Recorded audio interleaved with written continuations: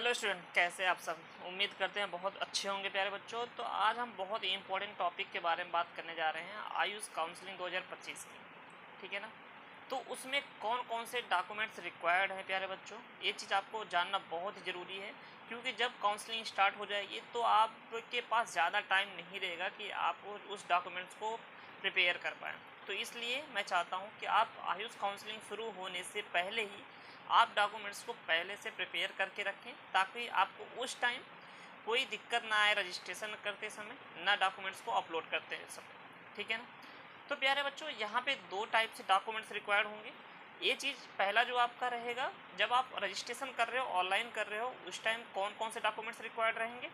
दूसरी बार जब आप इसका फिजिकल डॉक्यूमेंट्स वेरिफिकेशन करवाते हो, उस टाइम कौन कौन से डॉक्यूमेंट्स रिक्वायर्ड रहेंगे। तो दोनों में अंतर है प्यारे बच्चों।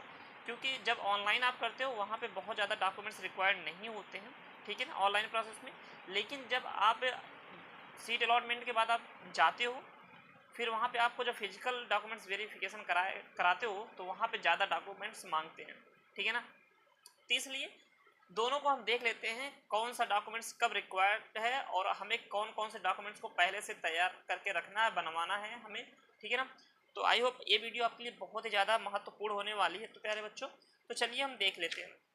तो सबसे पहले बात कर लेते हैं प्यारे बच्चों कि इसमें हमारे दो तरीके की काउंसलिंग हुई है आयुष काउंसलिंग में।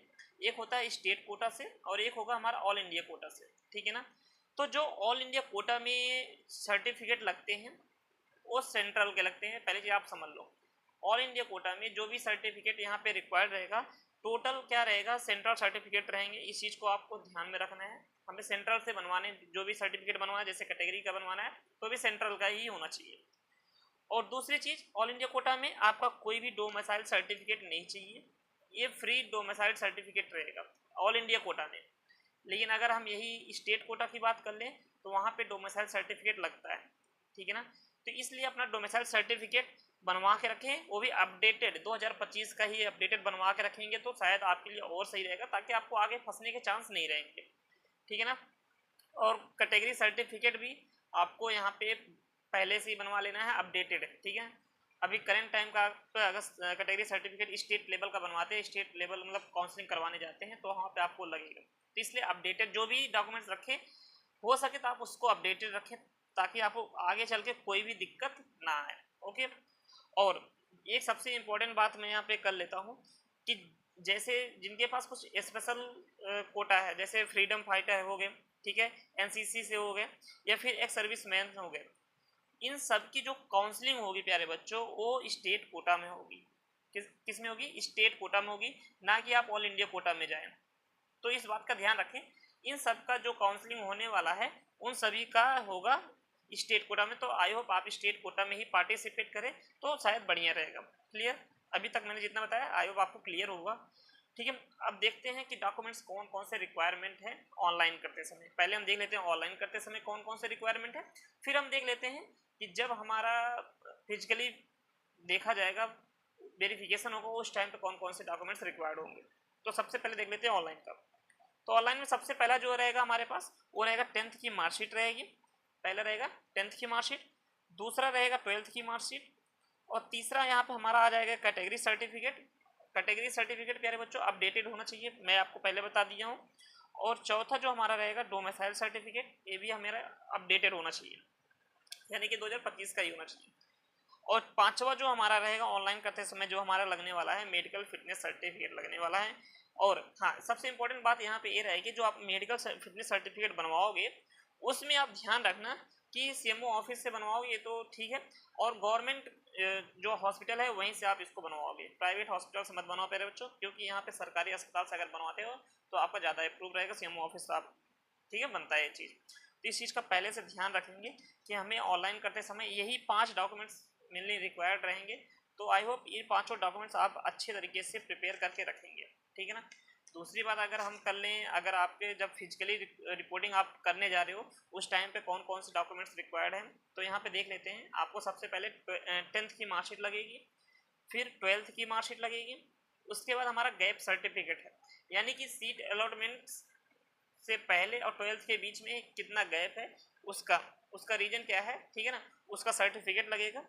चौथा हमारा जो रहेगा मेडिकल फिटनेस सर्टिफिकेट। ध्यान रखना कि जो मेडिकल फिटनेस सर्टिफिकेट आपने अपलोड किया है पहले ऑनलाइन करते समय, वही ही यहाँ पे मेडिकल सर्टिफिकेट आपके पास ओरिजिनल होने चाहिए। क्लियर। और पांचवी बात है कैटेगरी सर्टिफिकेट, ये भी आपके अपडेटेड होने चाहिए।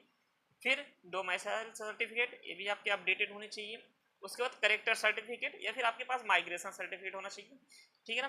तो ये सारी चीज़ें जो हैं आपको जब आप फिजिकली रिपोर्टिंग कर रहे हो उस टाइम आपको यहाँ पे रिक्वायरमेंट रहेगी इसकी, इसलिए मैं आपको पहले से डॉक्यूमेंट्स में अवेयरनेस कर दे रहा हूँ कि आप इसमें अवेयर रहें पहले से, तो शायद अच्छा रहेगा। उसके बाद जो लगने वाला है एडमिट कार्ड लगने वाला है, नीट का एडमिट कार्ड, आपने नीट का एग्जाम दिया होगा, एडमिट कार्ड आपके पास होगा, तो वो भी प्यारे बच्चों ओरिजिनल ही रखना, या फिर आपके पास डुप्लीकेट है तो सॉरी डुप्लीकेट ही रहेगा, उसको आप जीरोक्स करके रख लेना। ठीक है। और फिर आपके पास रहेगा नीट स्कोर कार्ड, वो तो आपके पास है, निकाल के रख लीजिएगा पहले से। आधार कार्ड आप ओरिजिनल रखिएगा। ठीक है। उसके बाद नीट कन्फर्मेशन फॉर्म, ठीक है, नीट कन्फर्मेशन सर्टिफिकेट एक आता है, ठीक है, उसका आप रखना। ये देखो हमेशा रिक्वायरमेंट इसका नहीं रहेगी, लेकिन इन फ्यूचर अगर आपको जरूरत पड़ सकती है इसकी, तो इसलिए नीट कन्फर्मेशन फॉर्म आप रखे रहना आपके पास जो भी रहेगा। उसके बाद फोटो लगने वाला है, फोटो रखिएगा आप, और पैन कार्ड रखिएगा। इतने सारे डॉक्यूमेंट्स आपके फिजिकली जब रिपोर्टिंग आप करने जाओगे तो उस टाइम वहाँ पे रिक्वायरमेंट रहेगी प्यारे बच्चों। तो आई होप आपको ये सारी चीज़ें समझ में आ गई, मैंने जो बताया अभी तक। क्लियर। और दूसरी बात मैं आपको बता दूँ, ये जितने भी डॉक्यूमेंट्स लग रहे हैं ये सारे के सारे आपके पास ओरिजिनल डॉक्यूमेंट्स होने चाहिए। क्लियर। जैसे मैंने अभी कैटेगरी सर्टिफिकेट की बात किया, फिर हमने यहाँ पे एक बात किया था किसका, डोमिसाइल सर्टिफिकेट की, मेडिकल फिटनेस सर्टिफिकेट की। ये सब जो आप अपलोड करते हो ऑनलाइन करते समय, वही चीज़ आप यहाँ पे भी ले जाना। ऐसा नहीं कि वहाँ पे कुछ और अपलोड किए हो, यहाँ पे कुछ और अपलोड किए हो। ठीक है। तो इस बात का ध्यान रखना कि आपके पास जो भी सर्टिफिकेट है वो कोशिश करना आपके पास ओरिजिनल ले जाओ, ताकि आपको आगे चल के कोई भी प्रॉब्लम ना आए। तो प्यारे बच्चों, आयुष काउंसलिंग में बस यही इतना ही रहा आज के वीडियो में। अगर आपको वीडियो अच्छी लगी हो तो प्लीज़ वीडियो को लाइक करके अपने दोस्तों को शेयर कर दे फटाफट से, ताकि वो भी पहले से तैयार हो जाएं कि उनको काउंसलिंग के टाइम पे क्या क्या लगने वाला है, कौन से डॉक्यूमेंट्स रिक्वायरमेंट रहेंगे। ठीक है ना। तो चैनल को अगर अभी तक आपने सब्सक्राइब नहीं किया फटाफट से सब्सक्राइब कर लो।